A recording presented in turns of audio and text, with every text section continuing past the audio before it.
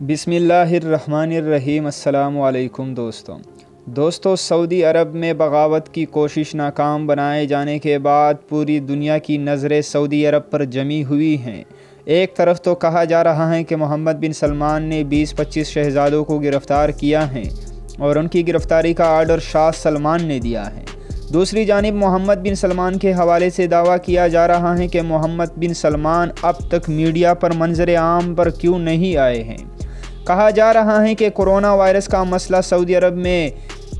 طواف پر بھی پابندی لگائی گئی اور اس کے بعد بھی اتنے بڑے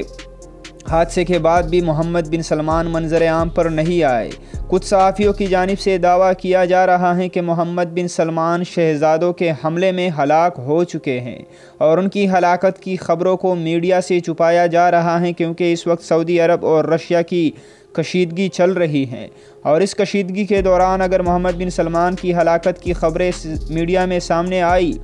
تو حالات مزید بگڑ جائیں گے اور رشیا سعودی عرب پر حملہ بھی کر سکتا ہے اور سعودی عرب کو نقصان پہنچا سکتا ہے۔ اسی حکمت عملی کے پیش نظر شاہ سلمان کے حکم پر محمد بن سلمان کی ہلاکت کی خبریں